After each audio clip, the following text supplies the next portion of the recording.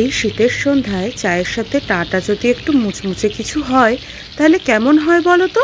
তুমি যদি চিংড়ি প্রেমী হয়ে থাকো তাহলে এই রেসিপিটা তোমার জন্যে। তাহলে নিয়ে নাও বেশ কিছু মাঝারি বা বড় মাপের চিংড়ি। ছোট হলে হবে না, ওগুলো বড়া বা চপের জন্যই ঠিক আছে। চিংড়িগুলোর দুই পাশ একটু কেটে নাও যাতে ওগুলো ভাজলে শ্রিঙ্ক না করে যায়। তাতে একে একে নুন, গোলমরিচ গুঁড়ো, ভিনিগার, আদা রসুন বাটা সব কিছু দিয়ে মাখিয়ে ম্যারিনেট করে এক সাইডে রেখে দাও। এবার বাকি উপকরণগুলি রেডি করে নেওয়া যাক। লাগবে খুব সামান্য ধনেপাতা, সেগুলোকে মিহি করে কুচিয়ে নেব। এখানেই কাটাকাটির ঝামেলা শেষ। এবার রান্নার মূল অংশে আসা যাক। প্রথমেই তৈরি করে নেব ব্যাটারটা। আমাদের লাগবে ময়দা এবং কর্নফ্লাওয়ার। ময়দা যে পরিমাণ নেওয়া হবে তার হাফ পরিমাণ লাগবে কর্নফ্লাওয়ার। আমার এখানে 2 বাটি ময়দা এবং 1 বাটি কর্নফ্লাওয়ার লেগেছে। এরপর এতে দেব নুন, গোলমরিচ গুঁড়ো আর সামান্য লঙ্কা গুঁড়ো আর অল্প আদা রসুন বাটা। সব কিছুকে ভালোভাবে মিশিয়ে নেব। এবার ব্যাটারটা গুলতে আমার এখানে লেগেছে একটা ডিম আর 3 চামচ সাদা তেল। এটা তোমার যেরকম লাগবে তুমি সেরকমভাবে নিয়ে নিতে পারো। ভালো করে এটাকে মিশিয়ে নেওয়া হবে।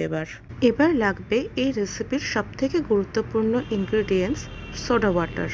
এবার প্রয়োজন মতো অল্প অল্প সোডা ওয়াটার দিয়ে ব্যাটারটা গুলে ফেলতে হবে, ঠিক যেরকম ভিডিওতে দেখানো হচ্ছে সেই রকম ঘনত্ব পাওয়ার জন্য। এতে কুচনো ধনেপাতাটা মিক্স করে 10 মিনিটের জন্য ব্যাটারটিকে একটা সাইডে রেখে দাও।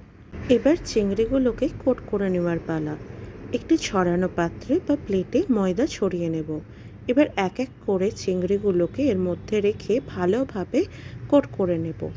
এখানে আমি শুধু ময়দাই ব্যবহার করেছি, নুন বা গোলমরিচ গুঁড়ো আর কিছু দিইনি। তোমরা তোমাদের স্বাদ মতো সেটা দিতে পারো। এবার আর কি, ভেজে ফেলার পালা। চিংড়িগুলো ব্যাটারে ডুবিয়ে তেলে ছেড়ে দাও।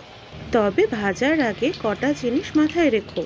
তেলটা ভালো মতো গরম করে আঁচটা কিন্তু মাঝারি রেখেই এতে চিংড়িগুলো দিও, নইলে ওপর থেকে পুড়ে যাবে আর ভেতর থেকে সেদ্ধও হবে না। আর সোডা ওয়াটারটা ব্যবহারের কারণও এটাই, যাতে ফ্রাইটা ভেতর থেকে সফট আর ওপর থেকে মুচমুচে হয়। ভাজতে ভাজতেই বুঝতে পারবে যে কতটা মুচমুচে হয়েছে। এবার সন্ধ্যেবেলায় 1 কাপ চা বা কফির সাথে সার্ভ করে ফেলো গরম গরম মুচমুচে গোল্ডেন ফ্রাইড প্রন।